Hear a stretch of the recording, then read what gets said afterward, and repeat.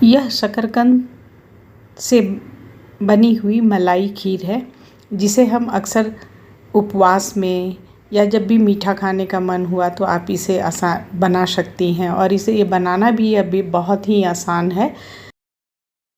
इसे बनाने में भी बहुत समय कम लगती है। तो इसे बनाने के लिए हमें शकरकंद लेनी है, जिसे स्वीट पोटैटो के नाम से जाना जाता है। तो इसे पहले पानी से आप बहुत अच्छे से धो लें, 2-3 पानी से। उसके बाद इसे आप प्रेशर कुकर में एक प्रेशर तक इसे बॉईल करना है, बहुत ज़्यादा नहीं पकाना है। तो जब एक कुकर आपकी ठंडी हो जाए एक प्रेशर के बाद, तो सबसे पहले इसके ऊपर वाले छिलके को हमें हटा लेनी है। यहाँ मैंने ये हमारी शकरकंद 300 ग्राम के लगभग है। और छीलने के बाद आप इसे हाथ से भी छोटे छोटे टुकड़ों में तोड़ लें, या फिर चाकू से भी आप इसे छोटे छोटे टुकड़ों में कट कर लेंगी। बहुत बड़ा शेप ना रखेंगी, छोटा छोटा टुकड़ों में इसे हमें कट कर लेना है। और इसकी जो मलाई खीर बनती है वो इतनी स्वादिष्ट लगती है कि आप एक बार बनाएंगी तो इसे बार बार खाने की इच्छा होगी। अब यहाँ मैं 300 ग्राम के लिए जस्ट इसका डबल हमें दूध लेना है। तो यहाँ हमारी ये जो दूध है, लगभग मैंने 700 ml के करीब दूध ली हूँ और इसे गर्म करना है। और यहाँ इसमें डालने के लिए मैंने कुछ ड्राई फ्रूट्स ली हूँ। ऐसे आप अपने पसंद के ड्राई फ्रूट्स ले सकते हैं। मैं बादाम, काजू, पिस्ता और किशमिश ली हूँ। जब तक से हमारी दूध उबल रही है, तो इधर हमें अपने ड्राई फ्रूट्स को कट कर ले रही हूँ। आप कटिंग इसका अपने अकॉर्डिंग करेंगी, छोटा बड़ा जैसा आप डालना चाहती हैं उस हिसाब से आप इसे कट कर लेंगी। और बीच बीच में दूध को चलाते रहना है।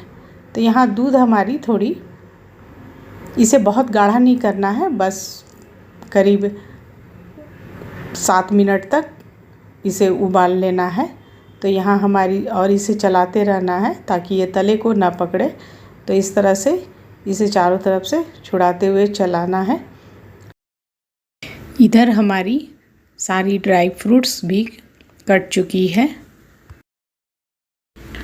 इस खीर को बनाने में हमें सिर्फ 30 से 40 मिनट के लगभग लगती है। यहाँ दूध करीब लगभग 20% सूख चुकी है। तो इसमें जब थोड़ी दूध हल्की गाढ़ी हो, बहुत गाढ़ा नहीं करना है, तो आप सारे स्वीट पोटैटो को इसमें डाल दें, शकरकंद को, और इसे चला दें। और यहाँ कटी हुई ड्राई फ्रूट्स को भी आप इसी समय डाल देंगी। इससे क्या होगा कि आपकी जो ड्राई फ्रूट्स है ये काफ़ी अच्छे से पक जाती हैं, जो काफ़ी हमारे शरीर के लिए फ़ायदेमंद होंगी। और डाइजेशन में भी काफ़ी फ़ायदा होगा। जब ये ड्राई फ्रूट्स अच्छे से पक जाते हैं तभी ये इजीली डाइजेस्ट होते हैं। और इसके खाने से उपवास में पूरे दिन हम एनर्जेटिक रहते हैं। करीब 20 से 25 मिनट तक पकाना है। और यहाँ हमने फ्लेम को स्लो कर दिया है, तो फ्लेम को आप ज़रूर स्लो कर देंगी। और इसे थोड़े थोड़े देर पर आप चलाते रहेंगी। तो यहाँ देखिए धीरे धीरे ये हल्के हल्के इसे स्पैचुला से मैश कर देंगी। थोड़ा इस तरह से दबाते हुए इसे हमें मैश कर देना है। तो अब मैं ढक दी हूँ और करीब 3 से 4 मिनट तक ढक कर पकने दूँगी। और फ्लेम को तेज़ नहीं करना है। और इसे फिर थोड़ी देर के बाद आप इसे चलाएंगी। इससे क्या होगा कि अभी जो ढककर मैंने रखा, तो इससे शकरकंदी है वो काफ़ी अच्छे से और भी घुल जाती है दूध के साथ, ये अच्छे से घुल मिल जाती है। और इसे थोड़ा थोड़ा बीच बीच में मैश करते रहें, जो बड़े साइज की है। और इस तरह से इसे हमें मैश कर लेना है थोड़ा थोड़ा। तो बिल्कुल इसकी टेस्ट बनने के बाद रबड़ी वाली टेस्ट आएगी। आप एक बार ज़रूर इसको ट्राई करेंगी। और ये उपवास में तो बहुत ही फ़ायदेमंद होती है। तो धीरे धीरे हम देखेंगे कि हमारे दूध की थिकनेस, खीर की थिकनेस बढ़ते जा रही है। तो इसलिए इसे अब ढकना नहीं है, अब इसे खुला रख कर ही हमें पकाना है। धीरे धीरे पकाते हुए, मैश करते हुए इसे करीब 20 से 25 मिनट तक के बाद देखिए इसकी थिकनेस कुछ इस प्रकार से हो जाएगी। ऐसे आपको कितनी थिकनेस रखनी है, गाढ़ी रखनी है, ये आपके ऊपर डिपेंड करता है। तो मुझे बस थोड़ा सा और पकाना है, पकाऊंगी 2 से 3 मिनट के बाद। तो ये कुछ इस तरह की हो जाएगी।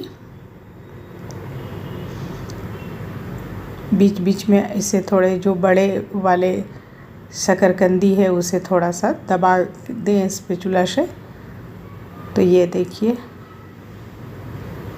तो ये थोड़े बड़े टुकड़े हैं, तो इसे थोड़ा सा आप स्पैचुला से दबा देंगी।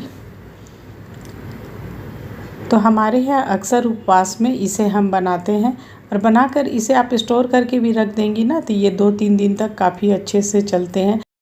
नवरात्र में तो यह हमारे यहाँ विशेष रूप से बनती है।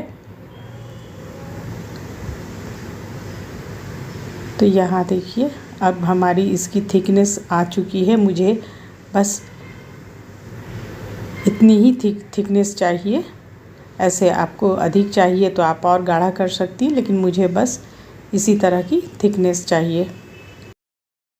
बिल्कुल रेडी हो चुकी है। अब स्टोव को ऑफ करने के पहले इसमें इलायची, कुटी हुई इलायची के पाउडर आप डाल दें, और पाउडर डालने के बाद आप झट से गैस के स्विच को ऑफ कर देंगी और इसे अच्छे से मिलाएंगी। अभी तक मैंने चीनी या इसमें मिठास नहीं डाला है, मैं इसमें गुड़ डालूँगी। तो गुड़ जब भी गुड़ वाली आप मिठास किसी भी खीर में डालती हैं, तो सबसे पहले स्टोव को ऑफ़ कर दीजिए, तो नहीं तो वो फट जाएगी। तो यहाँ मैंने स्टोव को ऑफ़ कर ली, और नॉर्मल चम्मच से मैं 2 चम्मच, जो आप डेली यूज़ करती हैं उससे 2 चम्मच गुड़ डाली। ऐसे आप मिठास अपने अकॉर्डिंग डाली।